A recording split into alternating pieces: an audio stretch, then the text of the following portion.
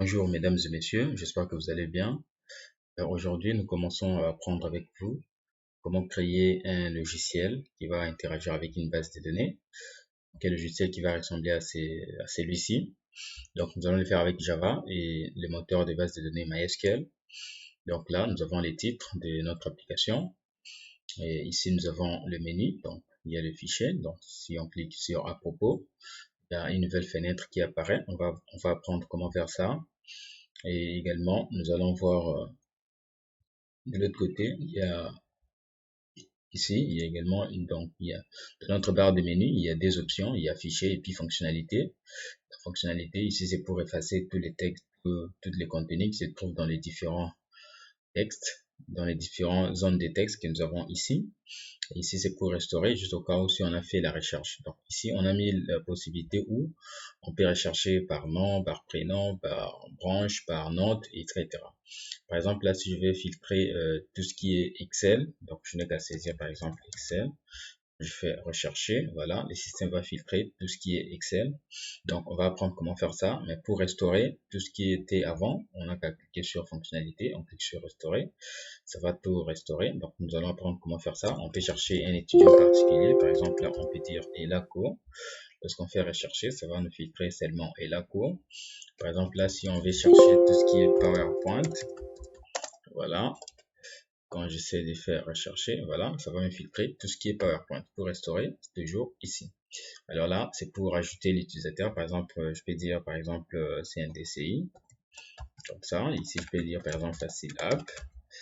Quand je choisis les modules et je mets les codes, par exemple, 20. Quand je fais ajouter, voilà, il y a un message qui me dit que ça a été ajouté. Quand je valide sur OK, voilà, ici, vous pouvez bien voir que ça a été bien ajouté. On peut modifier également un enregistrement.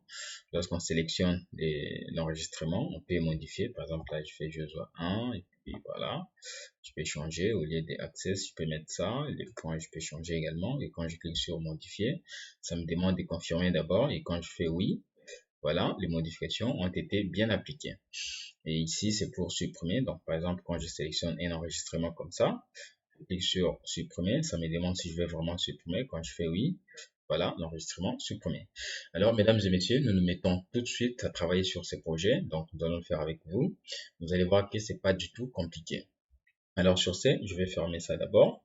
Donc, c'est ça le projet sur lequel je suis en train de travailler. Premièrement, nous allons créer un tout nouveau projet. Donc, je vais aller dans File. Vous ouvrez votre NetBeans. On va aller dans File et puis New Project. Donc, voilà. On va sélectionner Java comme ça et puis Java Application. On fait Next.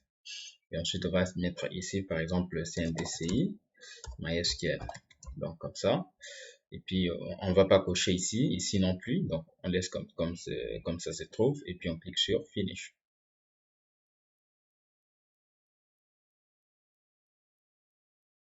Voilà notre projet qui est créé à ce niveau, donc CNDC MySQL. Alors, premièrement, nous allons importer la librairie JDBC, donc celle qu'on va utiliser pour la connexion à la base de données. Donc, on va aller dans librairie. Donc, notre projet est là. Donc, laissez-moi fermer ça. On va fermer également ça. Voilà. Notre projet est là. Vous savez comment NetBeans fonctionne. Donc, tous les projets qu'on a créés, ça se présente à ce niveau ici. Le nom de notre projet qu'on vient de créer avec vous, c'est ça, CNDC MySQL. Donc là, ici, j'ai donc le package source et ici j'ai également la librairie. Alors la librairie que nous allons ajouter qui va nous permettre de manipuler les données MySQL, on va devoir l'ajouter. Donc on va faire un clic droit et puis on va cliquer sur Add Library. Voilà, et on va chercher ici MySQL Connect dans JDBC. Voilà, il y a MySQL, voilà, celui-là, MySQL JDBC Driver. Cliquez là-dessus et puis faites Add Library. Une fois que c'est fait, voilà, votre librairie va normalement s'ajouter ici. Donc voilà, tout ce qui est dans notre MySQL. Alors, une fois fait, nous allons maintenant créer notre base de données. Donc, vous allez ouvrir exemple. Donc, si vous n'avez pas encore installé exemple, essayez de l'installer. Et puis, vous l'ouvrez. Ici, vous allez cocher, donc comme d'habitude. Alors, on va cliquer sur dans Admin de MySQL comme ça.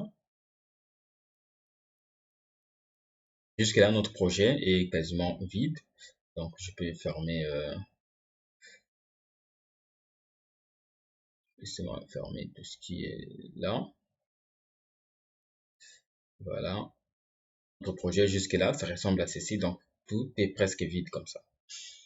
Alors, on va dans notre, je suppose que voilà, MySQL, on va aller dans notre panel de PHP MyAdmin. Donc, après avoir cliqué ici, bien sûr, nous allons nous retrouver ici.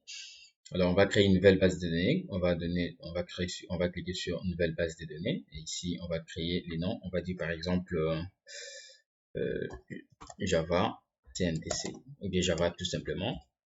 Donc, je laisse comme ça et puis je clique sur créer. Voilà, notre base de données qui est créée. Maintenant, nous allons créer une table.